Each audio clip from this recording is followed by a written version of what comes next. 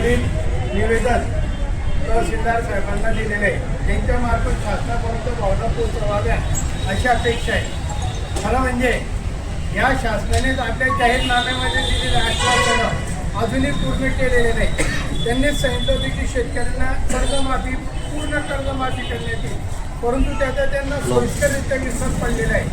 तसेच निसर्गामुळे जी अडचण आलेली आहे, या अवकाळीमुळे शेतकऱ्यांचं नुकसान झालेलं आहे। त्या नुकसान भरपाईसाठी हे दिम्म शासन काही करत नाहीये आणि याच्यासाठी त्यांना जाग आणण्यासाठी हा प्रयत्न आहे। त्याचप्रमाणे अनेक योजना परंतु फक्त योजना जाहीर करतात, त्याच्यावर निधी ठेवत नाही। उलट ज्या योजना चालू संजय गांधी निराधार सारख्या त्या निराधारांना अजूनही त्यांचे पैसे मिळालेले नाहीत। तर या सगळ्या गोष्टींचा विचार व्हायलाच पाहिजे।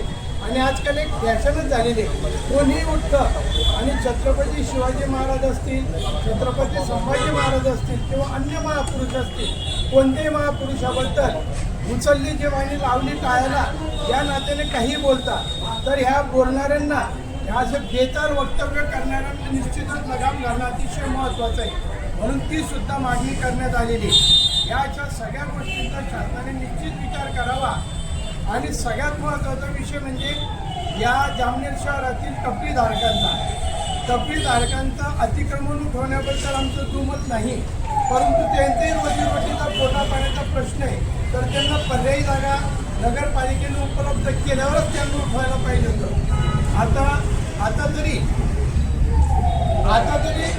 त्यासाठी त्यांनी काहीतरी ठोस पावले उचलावेत आणि या अतिक्रमणधारकांना किंवा हद्द निश्चित करून द्यावी की हद्दीतच तुम्ही व्यवसाय करू शकता। तर अशा एक काहीतरी पर्याय काढून या लोकांचा सुद्धा प्रश्न सोडवायलाच पाहिजे। यासाठी सुद्धा त्यांनी जर योग्य पद्धतीने पर्याय काढला नाही तर त्या अतिक्रमणधारकांसह आंदोलन छेडण्याची याची सुद्धा त्यांनी नोंद घ्यावी। या अशा सगळ्या गोष्टींचा जर विचार केला तर शासनाला जाग आणण्यासाठी हा प्रयत्न आहे, परंतु झोपेचं सोंग घेतलेल्याला जाग येत नाही असं म्हणता। आता पाहू हे शासन जनतेप्रती किती सजग आहे हे लवकरच कळेल।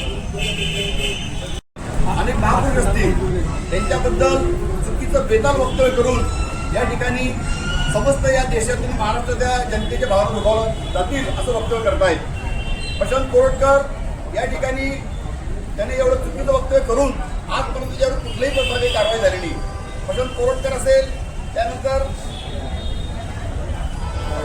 राहुल सोलापूरकर असेल, तसेच जामनेरचे अशफाक पटेल असेल, या समाजकंटकांनी या ठिकाणी छत्रपती शिवाजी महाराजांचं या ठिकाणी अपमान केलेलं आहे, त्यांच्यावर त्वरित कडक कारवाई व्हावी या संदर्भात या ठिकाणी निवेदन दिलेलं आहे। मगाशी भारतीय जनता पार्टीचे संलग्न काही हिंदू संघटना असतील त्यांनी या ठिकाणी अशफाक पटेलच्या विरोधामध्ये या ठिकाणी निवेदन केलं। अशफाक पटेलचं कोणी समर्थन करणार नाही, परंतु ज्यावेळेस प्रशांत कोरटकरने छत्रपतींचा अपमान केला त्यावेळेस मात्र या संघटना झोपल्या होत्या का? मध्ये कर्जमाफीचा तुम्ही आजपर्यंत उल्लेख केलेला नाही आणि हे सर्व असताना या ठिकाणी आता जामनेरमध्ये अशफाक पटेल सारखा एक व्यक्ती पुढे येतो आणि छत्रपती शिवाजी महाराज संभाजी महाराजांवर इथे वक्तव्य करतो।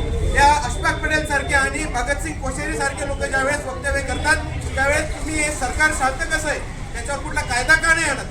तर आज आमच्या राष्ट्रवादी काँग्रेस पक्षाच्या वतीने, शरदचंद्र पवार पक्षाच्या वतीने आज या ठिकाणी निवेदन दिलेलं आहे आणि नक्कीच याच्यावर जर कुठल्या प्रकारचं आम्हाला पॉझिटिव्ह उत्तर आम्हाला मिळालं नाही तर नक्कीच राष्ट्रवादी काँग्रेस पक्ष हा रस्त्यावर उतरल्याशिवाय राहणार।